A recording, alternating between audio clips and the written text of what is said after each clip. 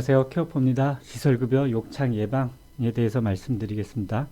먼저 욕창 예방에 대한 기준을 평가 매뉴얼로 보면서 말씀을 드리겠습니다. 평가 매뉴얼 37번 욕창 예방입니다. 1번 욕창 발생 위험이 있는 수급자의 욕창 위험도를 분기별 1회 이상 파악한다. 욕창 위험도 평가를 분기별로 하라는 얘기입니다. 1년에 4번 하라는 얘기고요. 욕창 발생 위험이 있는 수급자 등 수급자의 욕창 발생 예방을 위해 노력한다. 위험이 있는 수급자에서 욕창 예방 노력에서 뭐를 해야 돼요? 체위 변경과 욕창 방지 보조 등을 제공을 해야 됩니다. 그리고 체위 변경은 어떻게 해요? 수면 시간을 포함해서 최소 2시간마다 실시해야 합니다. 2시간마다 실시하니까 하루에 몇 번 해야 돼요? 12번만 하시면 됩니다. 물론 12번 이상 하셔도 되지만 12번은 있어야 됩니다. 3번 욕창 발생 고위험 수급자의 욕창 발생 여부를 1회 이상 관찰하고 기록한다. 고위험 수급자는 어떻게 돼요? 1일 발생 여부를 확인하고 기록을 하셔야 됩니다. 그럼 각각에 대해서 기준을 보시겠습니다. 첫 번째 욕창 발생에 있는 분기별 욕창 위험도 파악은 뭐로 해요? 브랜드 스케일의 평가 도구 기준을 하는데 점수를 한다는 겁니다. 자, 18점 이하인 자는 뭐예요? 18점 이하인 사람은 욕창 발생 위험 있는 수급자고요. 그리고 고위험은 뭐예요? 12점 이하인 사람이 고위험 수급자입니다. 그래서 분기별 1회 이상 하시면 되고요. 기준 2번. 2번이 뭐죠? 욕창 예방 노력이죠. 욕창 예방 노력은 뭐를 해야 돼요? 욕창 발생 위험 있는 수급자에게 욕창 방지 도구를 제공하는지 확인해야 되는 거죠. 그래서 뭐 욕창 예방 매트리스라든가 쿠션, 방석 등을 제공하면 되는 거고요. 또 이 중에 욕창 위험이 있는 분 중에서 고위험을 하는 게 아니라요. 뭐 가끔 제가 오프라인 교육할 때 뭐 12점 이하는 다 체위 변경을 해야 되는데 그 말씀하시는데 그 기준이 아닙니다. 제가 2018년 평때 교육을 할 때는 어떻게 변했어요? 스스로 체위 변경을 할 수 없는 수급자에게 체위 변경을 실시하는지 관련 자료를 확인을 한다. 그래서 움직임이 없는 사람을 대상으로 하시면 됩니다. 근데 2021년 기준에 조금 바뀌었죠. 이 기준이 조금 바뀐 걸 설명드리면요. 가장 중요한 건 이거예요. 기관이 판단하셔서 체위 변경에 도움이 필요한 수급자에게 체위 변경을 실시를 하시면 됩니다. 그러면 우리가 체위 변경을 할 수 없는 수급자 중에서 뭐 편마비가 있는 수급자 중에서 전혀 체위 변경을 못하는 수급자도 당연히 해야겠죠. 그리고 인지기능 저하로 체위 변경을 하지 않는 수급자에 대해서 하셔야 됩니다. 근데 여기 보면 욕창 위험도 평가 결과 위험한 수급자인데 위험한 수급자에 대해서 다 하는 거 아닙니다. 이 항목은 좀 잘못되어 있는 것 같은데 Q&A를 보시면은 또 제가 설명을 드리겠습니다. 그래서 2시간마다 12번을 하시면 됩니다. 요게 욕창 예방 관리고요. 요 욕창 예방 관리를 제가 정리한 거를 말씀드리겠습니다. 자, 욕창 예방을 분류를 크게 2개로 하시면 돼요. 위험과 고위험. 그렇지만 위험과 고위험은 둘 다 뭐를 해야 돼요? 위험한 상태니까 위험이죠. 어떻게 해요? 욕창 방지 도구를 제공하고 욕창 위험도 평가해야 되고 고위험도 어떻게 해요? 욕창 방지 도구를 제공하고 욕창 위험도 평가를 해야 되는데 고위험은 뭐가 또 하나 생겼어요? 위험성이 더 높으니까 욕창 발생 확률이 높으니까 어떻게 해요? 매일매일 욕창 발생 확인을 하시고 기록하셔야 됩니다. 자, 그럼 우리가 욕창 예방에서 방지 도구라든가 위험도 평가를 하지만 그에 또 뭐가 있습니까? 체위 변경을 하시는 분도 욕창 예방이에요. 어떤 분들을 해요? 스스로 체위 변경을 할 수 없는 수급자, 체위 변경 도움이 필요한 수급자. 요거는 누가 판단합니까? 기관에서 판단을 하시면 됩니다. 그래서 체위 변경은 수면 시간을 포함해서 하루에 12번을 하시면 됩니다. 또 여기랑 관련되어 있는 게 뭐가 있어요? 욕창 발생한 수급자가 있죠. 욕창 발생한 수급자도 뭐를 해야 돼요? 욕창 예방 관리를 해야겠죠. 욕창 방지 도구를 제공을 해야겠죠. 그렇죠? 욕창 위험도 평가를 할 필요 없잖아요. 욕창이 발생됐으니까. 그렇죠? 그리고 욕창 발생 확인도 하실 필요 없어요. 왜? 욕창이 발생되신 분이니까. 그래서 욕창 발생은 욕창 방지 도구를 제공해야 되고 욕창이 발생했기 때문에 체위 변경을 하셔야 됩니다. 2가지를 욕창 예방 관리로 하셔야 돼요. 그리고 또 뭐를 해야 되냐면 욕창이 발생했기 때문에 욕창 간호를 하셔야 됩니다. 그래서 욕창 간호 기록을 하셔야 되는데 거기에다가 뭐를 써야 돼요?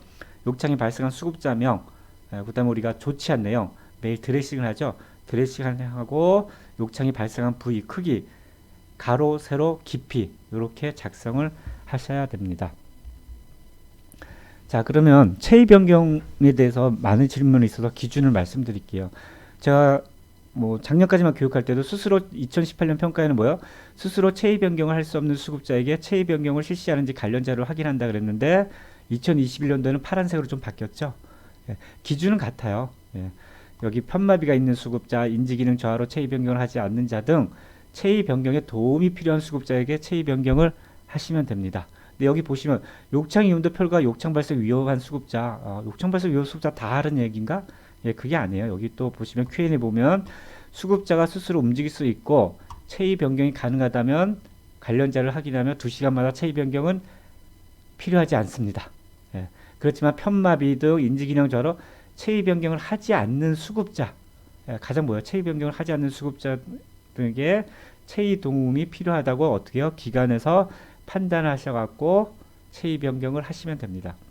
근데 체위 변경은 또 어떻게 해요? 2시간마다 하라 그랬죠? 근데 2시간마다 우리가 어떻게 해요?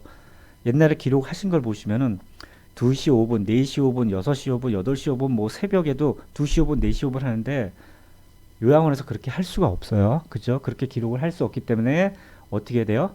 케어포에서는 어떤 방식을 제외해요? 기관에서 시간을 설정하는 거예요.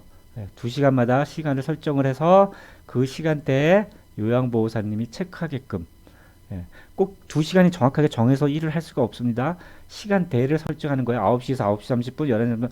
이 시간대는 이 쪽지를 기관에다가 붙여 놓으시고 기관한테 명시를 하세요. 이 시간대에 우리는 체위 변경을 하신다. 계시라고 이렇게 하시면 됩니다. 그리고 기관에서 설정을 하는 거죠. 체위 변경 대상자를 설정하고 체위 변경을 설정을 하시면은 요양보호사님은 어떻게 해요? 스마트폰이나 PC에서 체위 변경을 기록을 하시면 됩니다. 예, 요 항목을 그 케어포에서 어떻게 관리하는지 보여드리겠습니다. 예, 케어포를 보시면은 자, 간호 쪽에 보면 욕창 예방 관리가 있습니다. 여기서 하시면 돼요. 욕창 예방 관리를 보시면은 자, 위험도 평가한 거 있죠. 위험하고 고위험이 있죠. 예, 위험이나 고위험이나 어떻게 한다 그랬어요? 분기별로 어떻게 해요? 예, 위험도를 평가하는 겁니다. 자, 분기별로 위험도 평가한 게 각각에 나타나고 보일 거고, 그리고 어떻게 해요? 위험은 어떻게 해요? 욕창 방지 도구를 제공을 했는지, 예, 이렇게 제공을 했는지, 예, 확인을 하고 저장을 하시면 되고요. 고위험은 어떻게 해요? 보시죠. 욕창 방지 도구 플러스 뭐예요?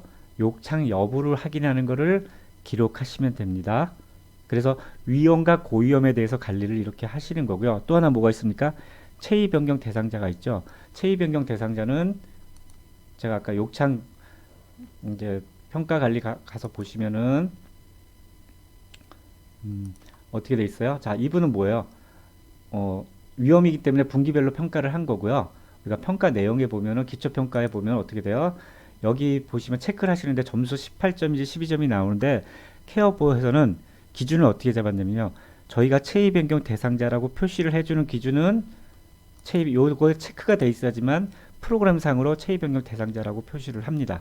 물론 여기에 속하지 않아도 기관에서 판단해서 체위 변경 대상자라고 생각을 하시면은 일단 케어포 기준이 하니까 여기다 체크를 해주시면은 체위 변경 대상자가 나타납니다.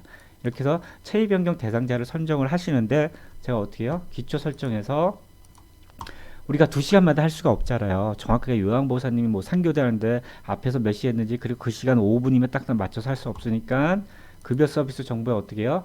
시간대를 설정을 하시는 거예요. 예, 이 시간대를 설정을 하셔야지만 실제로 가능합니다. 이 시간대를 설정하고 어떻게 해요? 우리가 보시면은 모바일에서 PC에서도 보시면은 요양급여 제공 기록에 보면은 우리가 체위 변경 대상자를 보시면 이렇게 뜨죠. 여기서 시간대가 나오고요. 그 시간대에서 체크 하시고 저장을 하시면 체위 변경이 기록이 됩니다. 물론 이 설정을 하면 모바일에서 보이니까 될 수 있으면 모바일에서 요양보호사님은 내가 체크하시고 저장하시면 됩니다. 예, 모바일에서 체위 변경을 하는 걸 말씀드리면 이 PC에서 기초평가하고 체위 변경 대상자라고 설정을 해놓으면 모바일에서는 어떻게 돼요? 예, 요양급여 제공 쪽에 보면은 체위 변경이라고 누르면은 평가 대상에서 체위 변경 대상자라고 설정한 게 나옵니다. 누르셔서 어떻게 해요? 시간이 설정되어 있기 때문에 내가 체크 체크하시고 예, 저장을 하시면은 체위 변경 기록이 됩니다. 예, 여기까지 마치겠습니다.